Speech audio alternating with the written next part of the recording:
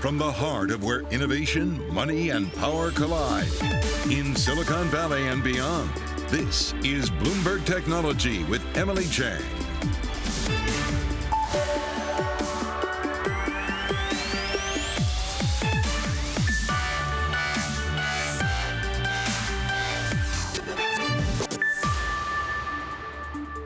I'm Ed Ludlow in San Francisco, in for Emily Chang. This is Bloomberg Technology. Coming up in the next hour, a crypto sector shakeup. FTX founder Sam Bankman-Fried signing an option to buy crypto lender BlockFi, an exclusive conversation with SBF and why he thinks there are synergies between the two businesses. Plus, misinformation moment. 1 week on from the US Supreme Court overturning Roe v. Wade, doctors tell Bloomberg potentially deadly abortion advice is spreading online. And Tesla the EV makers expected to report quarterly production numbers this weekend. A hot streak of records is on the line as Shanghai shutdowns and supply chain snags lead Wall Street to cut forecasts. We'll get to all of that in a moment, but first let's get a look at the markets. Stocks stage a late Friday comeback, ending a brutal start to 2022 on a slightly more positive note. Here with the biggest moves in the markets is Bloomberg's markets reporter, Katie Greifeld. Happy Friday. Happy Friday. And it was a bizarre Friday in the market, and this board shows you exactly why. So you had bonds staging a huge rally. You can see the 10-year yield dropping by 13 basis points, but cash bonds closed early ahead of the long weekend, and stocks seemingly took off. You can see the S&P 500 finished the day over 1% higher. The NASDAQ 100 a little bit behind, up 0.7%. But the stocks, man, the Philadelphia Semiconductor Index down almost 4%. And if you thought the first half of the year was bad for tech stocks, for the NASDAQ 100, it was even worse for the chip industry. Take a look at this next board because it was bad all around, really. You had hardware and software falling more than 20%. But then you look at the semi-equipment, the semiconductors, both down close to 40%. So just a brutal first start to the year for the entire chip sector. And today, that pain continued. Micron warning that demand was cooling, perhaps, for smartphones, for computers. That weighed on Micron. You can see shares finished almost 3% lower. Qualcomm dragged down as a result, falling even more than 3%. And it was interesting, Ed, I'm a little confused as to why we saw such a big move when you look at Alphabet, when you look at Meta, because it was an up day in the markets, but yet finishing on sort of sloppy note there. All right. Big thanks to you, Katie. Get my name right next time. That's okay. No Seen worries. A lot of anchors today, Ed. Yeah, I know. It's been a week. Anyway, let's continue the week. Let's switch to crypto. FTX signed an agreement with BlockFi today. The deal includes an option to purchase the crypto lender for as much as $240 million. Sam Bankman-Fried, co-founder of FTX, spoke exclusively with Bloomberg's Sonali Basak about how the deal and the companies will align. I think that there are a lot of ways that our products can work together and can mesh together in a way that's sort of better than, either would be independently. And I will also say that, they've been working really productively with regulators on, building out regulated yield products and licensed yield products, which we're excited about and excited that they've been doing it in a regulated way. I think that's a healthy way to do it, and I think that's going to serve them well, long term. And it's something that we're excited to work with as well. You had told Politico that FTX is looking for opportunities to bail out, places where customers would otherwise be underwater. But are you worried here about moral hazard at all? That bailing out a company may not actually be what's best for the industry at large? It's a good question, and and I'm guessing what you're getting at there is like, does that bail out a company that really should have failed and teach sort of the wrong lesson to that company? And I think what I would say, there's two things. First of all, I'm way more excited to bail out customers than shareholders, right? And so the focus of this is not how do we deliver as much shareholder value to troubled assets as possible, right? It's how do we protect customers? And I think those imply pretty different things.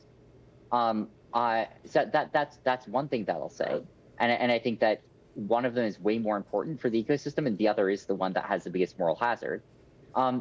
The other thing is that is that, we are trying to find who were the responsible players who were building out, a good business, had a sustainable model, and, could use short-term liquidity, and that could help protect customer funds.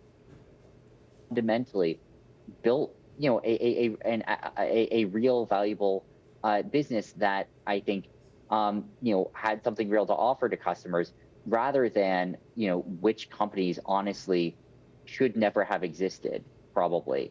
And as of today, maybe we should just let them sort of, die a quiet death. Joining me now is Bloomberg's Sonali Basak for more. And I mean, Sonali, what strikes me is this is a guy who's just strengthening his grip on this industry, right? Talk to us about, I guess, the importance of this deal in the landscape. Yeah, it is a really interesting deal because remember, there are other firms that have paused withdrawals. A lot of people talking about how BlockFi was one that, with the help of Sam Bankman-Fried and FTX, has been able to make it through and be there for their clients, even in the midst of these really tumultuous times. I want to point out also what's happening with Voyager, because they are suspending certain operations, and they have the withdrawal issue as well. And remember, another Sam Bankman-Fried entity had lended them a credit line as well. So that question of moral hazard is a real one. Who will make it through and who won't? It's interesting on BlockFi as well. Like, have I slept through the last year? I thought this was a $3 billion company. This seems to value them at a much lower valuation. Yeah, absolutely. And, you think about it, went from $3 billion to potentially $1 billion, and now you have them much lower, $400 million worth of a credit line, as well as that money that you had been talking about here, $240 million with that option to purchase. And you think about it, and when we spoke to Sam, he really said opportunistic buying valuations were really a big reason here. But he also hinted that really some firms will just simply not get back to their former glory. Yeah, I think on the Bloomberg terminal, I'm seeing this guy's name over and over again. What did he have to say about M&A? In fact, why don't we just take a listen, because you asked him directly about some recent reports on interest in Robinhood. Would we do a large acquisition if it did make sense, and if all the parties were aligned on it? We could, in theory. We have a few billion on our balance sheet right now. We are profitable. We are able to further capitalize if we need to. I mean, no name check, but what's your takeaway? Yeah, I mean, the idea that they could buy something, he said we could buy something for billions of dollars, not $30 billion, but billions of dollars is certainly possible here. We talked about buy versus build because FTX has traditionally built before.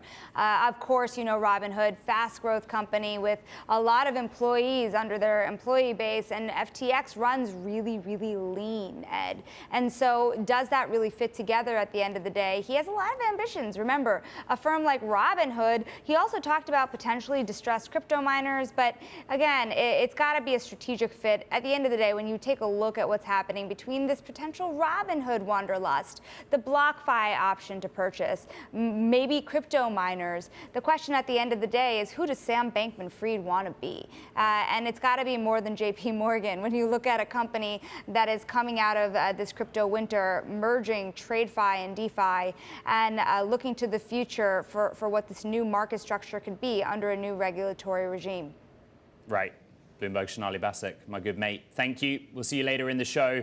And crypto will also be on the minds of those next week in Sun Valley. A little road trip for us. Bloomberg will be there starting July 6th with a number of great guests, including SoFi's Anthony Noto, 23andMe CEO Anne Wojcicki, Eventbrite's Kevin Hartz, and many others.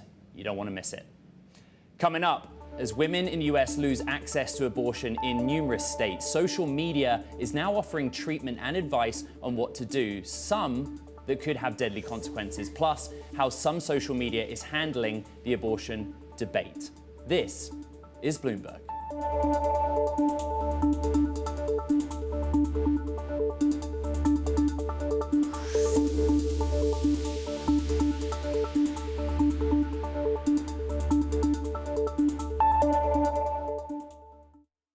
Fireworks Spectacular is back in Boston, and Bloomberg will make sure you don't miss a second of the fireworks, music, and special appearances by superstar Shaka Khan, Grammy and Tony winner Heather Headley, and The Voice winner Javier Colon, plus Middlesex Fifes and Drums and the Tanglewood Festival Chorus. It all starts July 4th at 8 p.m. Eastern, right here on Bloomberg Television and Radio.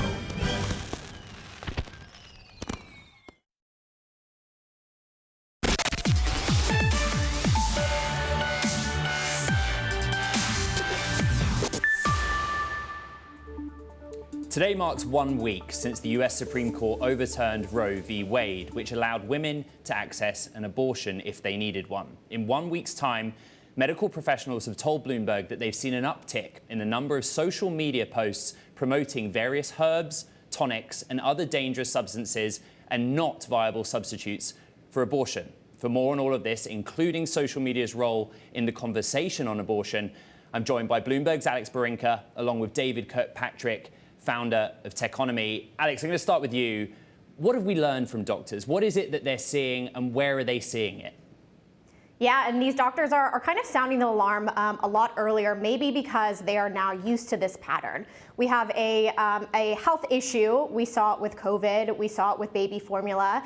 And we have social media, a place where people go to find the latest hack. Yeah. The problem is we're seeing some of these hacks, some of these at-home solutions start to bleed into really serious health issues like lack of abortion care for women. So already in less than a week, we have seen at-home tonics, herbs, things that doctors Bloomberg talked to said are dangerous, potentially fatal. We've seen these posts and content pop up across TikTok, across Twitter, across Facebook and Instagram. So it's basically everywhere if you know where to look, or if you just happen to be passively scrolling through your feed and have some of this, what doctors would call misinformation, pop up in your social media.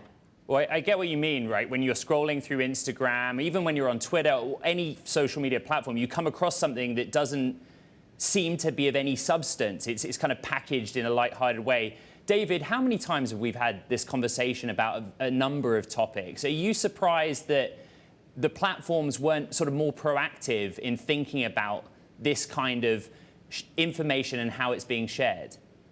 That is an understatement. And as Alex points out, I mean, we all unfortunately have gotten used to this pattern pretty much whenever it comes to any kind of misinformation, because for several reasons, social media generally and Meta's companies in particular have designed their systems in a way that make it very hard for them to detect and remediate misinformation of any type.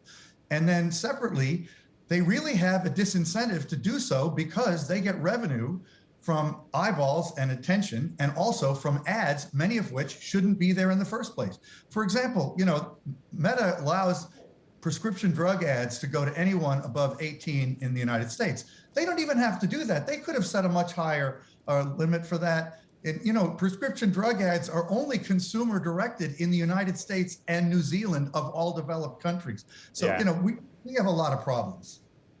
Alex, when Bloomberg was speaking to medical professionals, they raised an issue, which is that, you know, it's often easier to seek information or advice online than it is to book an appointment to go and see your practitioner or whatever. Can you explain the concerns that doctors had with that respect? Of course, and I can break it into a couple of groups. Let's say you are an individual in a state that still has access to abortion. It might take 7 weeks to get in to see your primary care doctor. But if you are somebody who is seeking an abortion in a state where it is suddenly not available, you don't know your options, you don't know where to look, but you're used to, you know, getting your advice from everything from how to style your outfit to, you know, what the healthiest meal is you can put on your dinner table, you're going to turn to social media. It's there. It's passive, and this information is kind of being packaged in this entertainment meets advice, kind of passively going through your eyeballs into your brain in a way that feels it feels like it has a lot more levity than the seriousness of this information. So, you know, even if you're somebody who still has access and you see a quick fix for something that is a really serious health issue, you know, folks are used to getting this information in this way right now. Alex, I want to stick with you and move to another story. TikTok confirming that Chinese nationals will have some access to US user data. Can you explain what the latest is? I know this is a story you've been covering. Yeah, absolutely. So TikTok responded in a letter today to 9 senators who had basically asked TikTok a lot of questions that we are starting to hear a lot in regards to the company. Who has access to U.S. users' data? Do any China employees have access to U.S. users' data? What about the Chinese government? And hey, what about the algorithm? Where does that fall? So there was a big report from BuzzFeed a couple of weeks ago. Senators sent a letter to them, and TikTok CEO came back today with the response basically clarifying and confirming that, yes, some employees in China do have access to publicly available data for TikTok users. This includes things like your videos, comments, but he's also saying the company is developing something called Project Texas. Basically, this is their solution that they're working with the US government to cordon off US users' data, but only specific US users' data. The identifiers, the names, the addresses, things like that are what we can expect. So they're basically coming back saying, hey, this is where we stand. Look, this letter came through today. There are folks in the US government who are already coming back saying this is not enough. I can guarantee you, as we start to inch closer to things like the midterms and questions around the veracity of information and is there influence from China on US voters start to sneak into the ether here, these questions will continue to get louder from US officials. David, your reaction to that, please. Well, while I seldom agree with anything Marsha Blackburn says, I have to say that he was quoted by Alex in her story today saying that pretty much if you use TikTok, you should assume your data is in the hands of the Chinese government. And unfortunately, that is what a lot of us observers have recognized for a long time. The fact that TikTok's management is directly confirming that today, in effect, is what is really news here. So, you know, it amazes me that people aren't more concerned about this. And this is an area where I think these Republican Congresspeople and Republican FCC members are really rightly focusing on a real issue. David, I want to bring you some news just crossing the Bloomberg terminal. Google saying that it's going to begin deleting location history in its systems that it identifies as being personal information. It gives the example of certain medical facilities, for example, the change due to come into effect in the coming weeks. Facilities could include counseling centers or domestic violence shelters, abortion clinics, fertility centers. Seems to be linked to search and maps and where one might be seeking a destination. What's your sense of how Alphabet and Google are handling data and privacy at this time? Well, I think that's very good news, and I'm really glad you told us that. I think Google is handling data and privacy better than it used to, and I think it's feeling a lot of pressure from Apple in particular, because Apple is so rigid about this and so principled about privacy. So I think it's great to see Alphabet and Google moving more firmly in the direction of, by default, trying to protect user data. That's really welcome. David, very quickly, just 20 seconds. Give me your big tech outlook right now. What's the one thing you're watching? Oh my gosh, the exaggeration of the metaverse actually is the thing that I find the most kind of satisfying. I think there is absurd overpromising going on right now about where the kind of consumer internet is going in the near term. There's no way it's going to be metaversian anytime soon. So I find that amusing. There's plenty of other things going on. I mean, obviously the stocks are not great opportunities for the short term because they got so valued, so highly valued. Couldn't resist, sorry. Techonomy founder David Kirkpatrick and my mate Bloomberg's Alex Barinka. Good to see you. Thanks to you both. And just coming up on Tuesday, we'll have FCC Commissioner Brendan Carr on the show where we'll ask him about TikTok. Coming up, Spotify's bet on podcasting rather than music streaming. Has it paid off? We'll discuss. This is Bloomberg.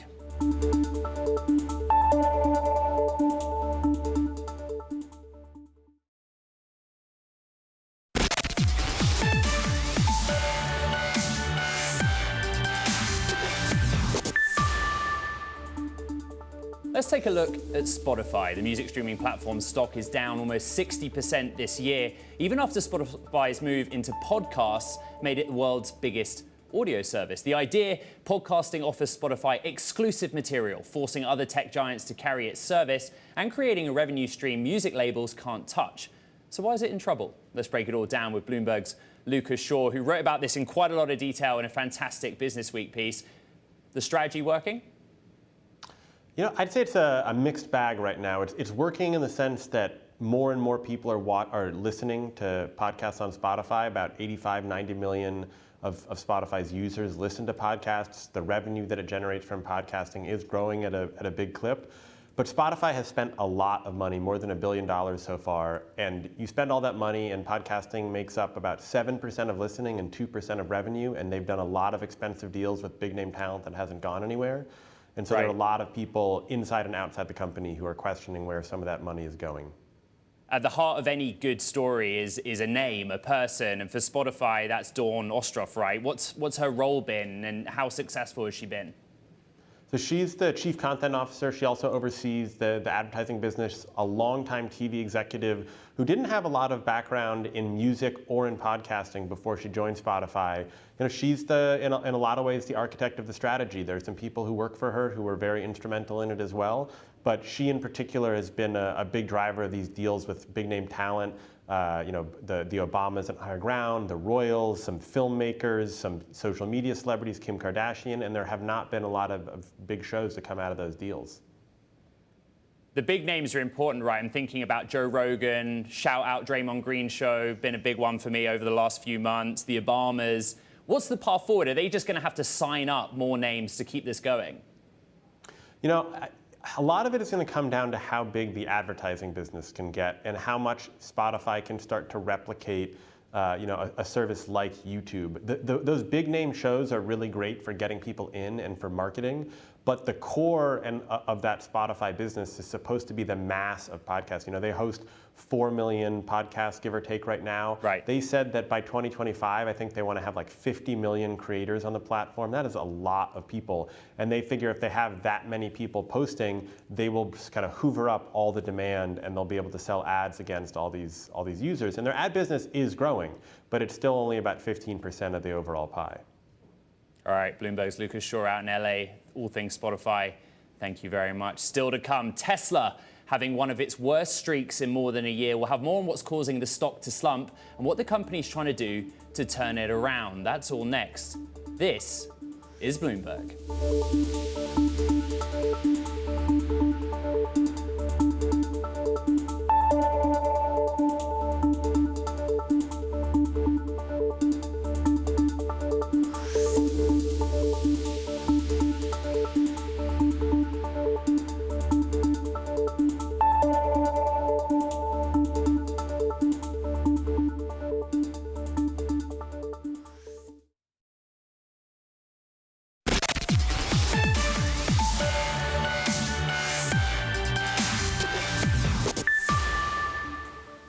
Welcome back to Bloomberg Technology. I'm Ed Ludlow in San Francisco. Tesla ends the week in the green, but it's been slipping, making it one of the worst weeks of the year. This is the company is still dealing with delivery issues, with its Shanghai factory remaining in lockdown. For more on all of this, I'm joined by Bloomberg's Sean O'Kane out in Austin. Sean, the expectation, we get quarterly delivery figures this weekend. What are you looking for?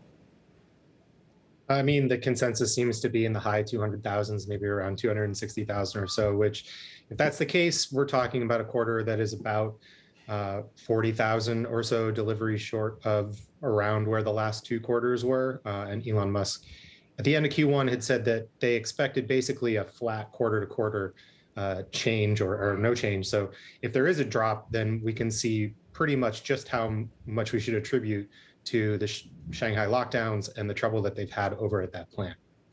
So what is the latest on what Tesla's dealing with, right? We haven't heard from Elon Musk for a little while. He's not sent any tweets, but in Shanghai, things have been tough. I mean, their story is still about growth, as it kind of always has been. I mean, they're set up to open or have already sort of opened new factories, both here in Austin and in Berlin. Musk recently made comments in an interview at the end of May, made the claim that both of these new factories are money furnaces. And really what he means by that is, he said they're losing billions of dollars right now. The point he was trying to make there is that as they scale up production and try to get from 100 units a week or 1,000 vehicles a week, they're going to be spending far more money on building out those factories than they are making any money back from them. And, I think a lot of people looked at that as possibly negative. The thing to keep in mind with that is that that's just the nature of it. And it's not going to slow Tesla down. Tesla's actually still working on expanding, especially the factory here in Texas, even though it doesn't have production up to the level that he wants it at yet. Well, let's talk about that. For those that don't know, Sean is out in Austin. He's awesome. If you don't follow him on Twitter, @SOKane1, I work with him every single day. Talk to me about Austin. What is the grand master plan for Austin? How has this Tesla factory changed that city? Right now it still feels very much like the times that I went to outside Reno when the Gigafactory was still in its first few years there, the original one, where, certainly you see a lot of Tesla cars here more and more every day. But it is now a topic of conversation. It's the kind of thing that it's an easy conversation to strike up with people who have lived here and worked here. Everybody has a different opinion on it. But it is something that is sort of, it is a very large facility, but it is also something that looms sort of metaphorically in people's minds now that it's up and running, even sort of in a small volume. So it's something that is changing what is going on here. I think the bigger question about what Elon Musk actually wants to do in Austin still isn't answered, although we've seen some reporting, including from our own Sarah McBride at Bloomberg News, about all the different things that he wants to do with other companies like the Boring Company here. He has a lot more plans than he's really publicly led on to for this city. Right. Bloomberg, Sean O'Kane. Awesome. Thank you very much. Let's go from public market pain to private markets gain. It's been a wild week in the world of venture capital. Despite recession fears, volatility, new funds are popping up around the world. One report, Sequoia Capital, is trying to raise $2.25 billion from investors for 2 new funds. In Canada, CIBC Innovation Banking launched a new $1.5 billion venture fund. And around the world, money seems to be flowing to earlier stage startups, but deal counts are down. That's a lot to take on board. Joining us to discuss, Kathy Gao, partner at Sapphire Ventures. The world's a bit crazy right now, but you, as a venture capitalist, how are you seeing things? Well, first of all, it's so great to be back here, Ed. Awesome. Wow, it's July 1st, right? We made it. We made it. The past 6 months have been the worst 6 months, as you reported on earlier, in the stock market for over 50 years. There's a lot of turmoil in the markets, and I always say this, that uncertainty is a foe of the markets. From my seat in the private markets, we haven't fully seen the impact of the effect on the public markets flow into the private markets. That's a good point. We got this chart that looks at deal count, basically the number of rounds or venture-backed startups bringing in fundraising. And between the first quarter and second quarter, there is this dip. We see it on our screens, particularly pronounced in early stage. But there still seems to be money flowing to early stage. Where are you looking right now in the world? Is now a great time to fund young startups, or are you looking at later stages? That's a very complicated situation. For me personally, I focus on the Series B all the way up to pre-IPO stage. Right. When we think about what's been happening in the markets, all this volatility, everything from record high interest rates to rising inflation and even geopolitical risk, we saw that impact in the public markets. The next group of assets to be affected are the very late stage private markets, companies like Klarna and Instacart. And then it's kind of my stage. My stage is a little bit frozen right now because on one hand, a lot of companies raise a lot of money in 2021. Right. They might have 30 months of runway. They don't need to absolutely raise now. On the other hand, investors don't know where the valuation is going to settle quite just yet. Well, I want to bring you up on that point, down rounds. We've seen a few. What's your read on that? It's not necessarily a bad thing, but what's your take? It's definitely not necessarily a bad thing. I think it's inevitable given some of the run-ups that we saw in 2021. And it might feel really bad, with all the headlines we're seeing around layoffs and everything like that. But this is an opportunity for companies to reevaluate what they're actually worth and prepare themselves for future rounds that they may have to raise. I want to ask you about opportunities, but we just showed some of your portfolio companies on the screen. What are you telling your founders? What advice are you giving to them if there is a recession looming about how they manage their businesses, about their cash? We're telling them, in any times of uncertainty, there's so many things they can't control, but what can they do to gain ball control, right? To control their own destiny. So the top 2 things are, number 1, cash is king in a recession. keep a very, very sharp eye on cash, and a related matter, really focus on efficiency. Take a hard look at your go-to-market and overall burn efficiency and make changes if you have to. And also, it's an opportunity to play offensive. You know, we always talk about some of these great companies That's that were why I like forged. you. You always come in with a smile on your face. You're optimistic about opportunity. Where do you see the opportunity? Oh, I'm very, very optimistic. I mean, at a high level, we're very, very bullish on general cloud-based SaaS. I think the transformation to cloud is still in its early innings, and there are many pockets that I am focused on and my firm, Sapphire, is focused on that I think are going to be doing well regardless of any market. You know, things like cybersecurity, right? Always going to be a hot topic. Things like future of work, things like healthcare and how technology can transform healthcare. With the greatest respect, cloud, SaaS, cybersecurity, those things always come across in a lot of abstract. You know, they're present in our everyday lives. How do you determine what's a real company, one that's product is going to thrive with those things being important to corporate America, the world? Yeah, we look at two things very, very closely. The first one being, how do customers actually use a product, and do they love the product? This is where being a later stage investor is a little bit easier than a super early stage investor, because the companies I'm looking at, they have real customers. So we spend a lot of time talking to the customers and understanding, hey, is this solution really solving an important pain point for you? Right. And importantly, are you willing to pay for this solution? The second thing we look at is a proxy of how strong the product market fit is, and that's how efficiently can you sell your product. Very quickly, are you optimistic about the second half of 2022? I think it's going to take some time for the changes to flow through the market. I think we're in for some hard times ahead. I don't know if it's going to be 1 quarter, 2 quarters, 3 quarters, or more.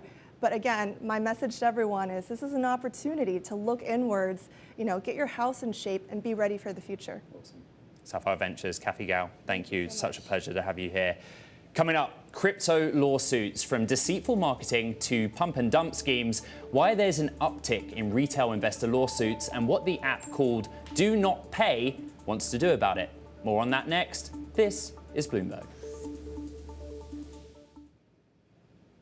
The Boston Pops Fireworks Spectacular is back in Boston, and Bloomberg will make sure you don't miss a second of the fireworks. Music and special appearances by superstar Shaka Khan, Grammy and Tony winner Heather Headley, and The Voice winner Javier Colon, plus Middlesex Fifes and Drums and the Tanglewood Festival Chorus. It all starts July 4th at 8 p.m. Eastern, right here on Bloomberg Television and Radio.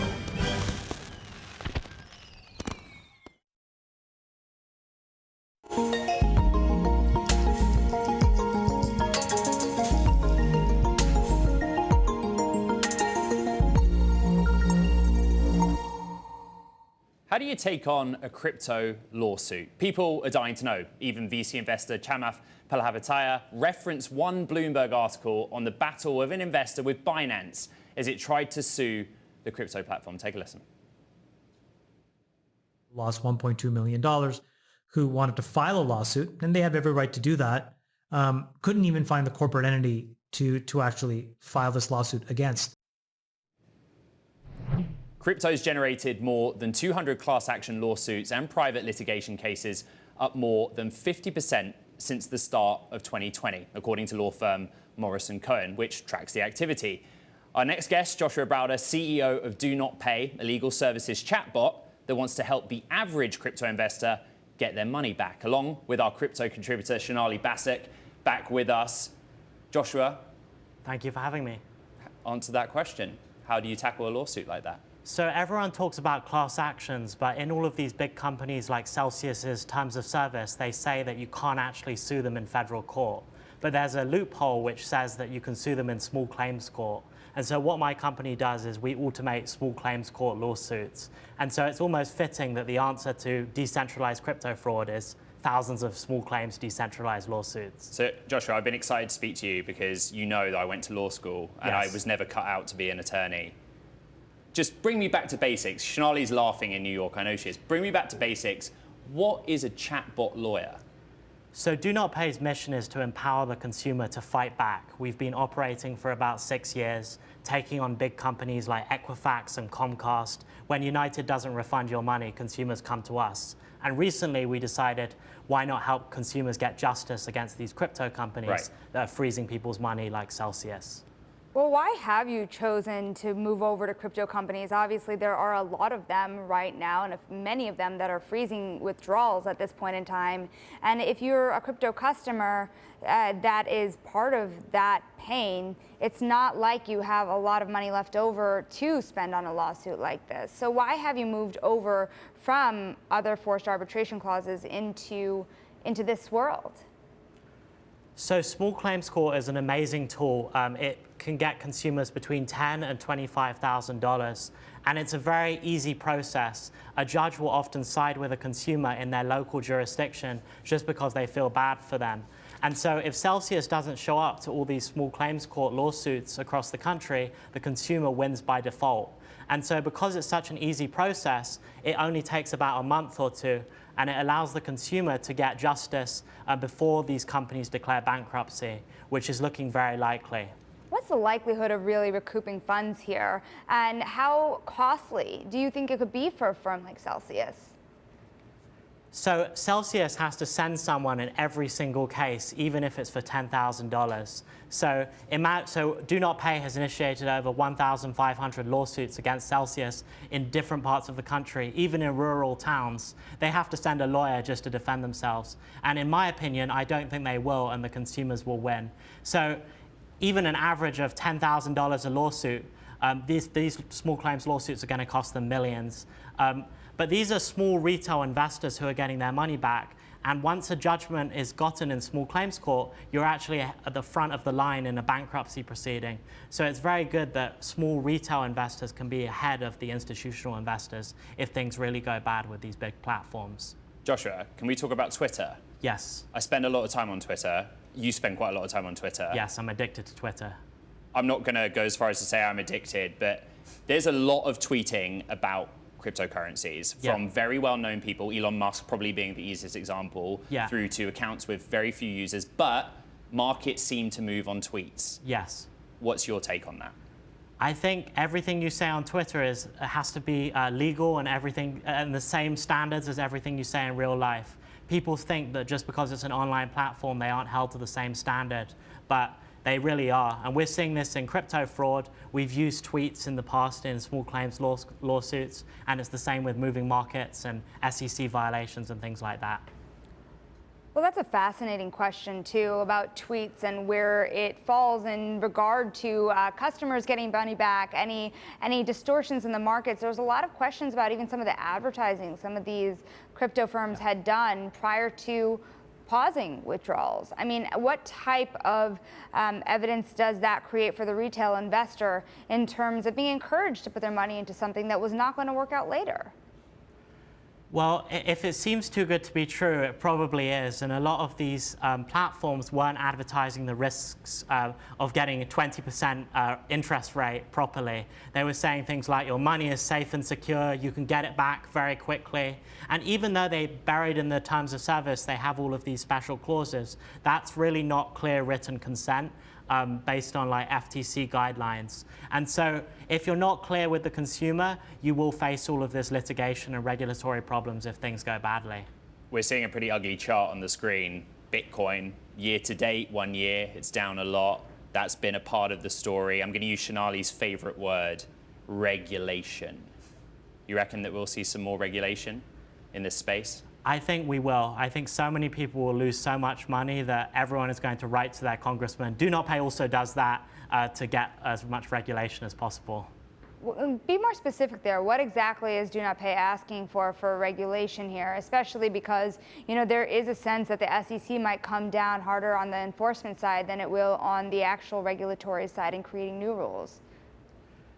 So all of these crypto companies generally have money transmitter licenses, which is a very low standard of regulation. What they're actually doing is something called being a broker-dealer.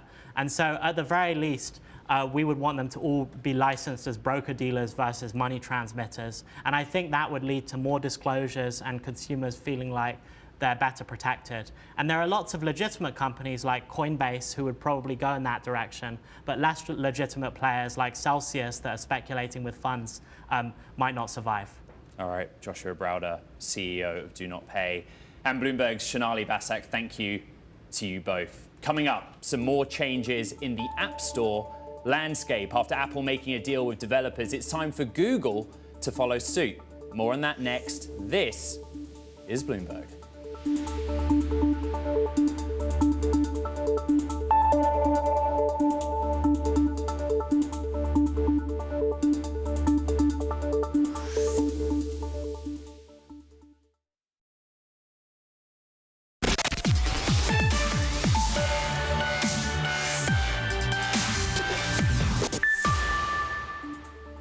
More news in the App Store ecosystem. Google reached an agreement with US developers that will let consumers subscribe to services outside the company's Play Store. This after Apple made a similar deal last year with small developers. Bloomberg's Scoop Dog Gurman joins us for more on this.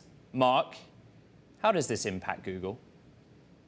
Ed, thanks for having me. Well, it doesn't really impact Google that much, right? So what they're going to start allowing, just like Apple has allowed starting recently, is they're going to allow, if you're a third-party developer, to point users to the web essentially to subscribe to your services, right? I still think a lot of people, though, are going to want to subscribe to services within the actual apps themselves, which then they still have to use the Google Play processing engine, which then will give Google a percentage there, right? So I think most consumers are not going to want to go to the web to sign up for applications. So I don't really think it's going to hurt Google long term at all. Obviously, a $90 million payout is probably an hour's worth of revenue for Google, so that's not really going to hurt them elsewhere. They also decided that they're going to keep that 15% revenue share fee long term. That's for developers that make up to $2 million per year on the Google Play Store. They never really said they would get rid of it, but at least they now have in writing as part of the settlement they're not going to get rid of it. So you're not going to see that 15% go up to 20% or back to 30% at any point soon. So that is an interesting little piece of the pie right there. Right. That's the kind of business side. This is about consumer choice, right? Draw the parallel with Apple. What has the difference been since Apple made that same move last year? Yeah, so right now, Apple and Google, in terms of their App Store distribution and their policies, they're nearly at an identical point. The only difference is that Apple's 15% program, where they charge a developer 15% off the cost instead of 30%, that's only up to $1 million in sales. Google's is going to be up to $2 million of sales, so it's about double. So that's really, the lone holdout big difference. You're seeing app removal transparency reports from both companies now. You're seeing the ability from both companies now to allow developers to advertise lower pricing from outside the Google Play Store and the Apple App Store. You're seeing this idea where they can go to the web to sign up for subscription services. You see that happening on both platforms. So they're really on equal footing right now. In terms of consumer behavior, do we see any material effect? Like, has it made consumers go out and make different choices than they would have otherwise had to make when they were forced to stay within those platforms? I think consumers only really care if they're going to be paying more money or less money, right? If Netflix is charging $10 a month if you sign up through their app, or if they're charging $10 a month if you go to sign up through their website, if I'm just a consumer, I'm going to just sign up through the app because it's much easier, right? Apple and Google already have my billing information on hand. I don't need to go and make an account and sign up online and input my credit card information again, right? So from a consumer choice perspective, I don't really think that's changing much. I think developers need to adjust their pricing and tell consumers, hey, if you go to the web and input your credit card information through the web and you go through that process, we're going to charge you $7 a month instead of $10 a month. But if pricing is equal on both platforms, I think any normal consumer is going to go directly through the App Store or the Google Play Store. All right, Bloomberg's Mark Gurman out in LA. Thank you. That does it for this edition of Bloomberg Technology. Wall Street Week is up next with my colleague David Westin. Next week, Bloomberg and me will be live in Sun Valley, Idaho, where media moguls, billionaires, and some of the biggest names from tech, media, and business will converge on July 6th. We'll bring you live reports from the ground and interviews with some of the attendees, with SoFi CEO Antti Noto, 23andMe CEO Ann Wojcicki, Eventbrite's Kevin Hartz, and many others. You definitely don't want to miss it. We'll be there Tuesday onwards. This is Bloomberg.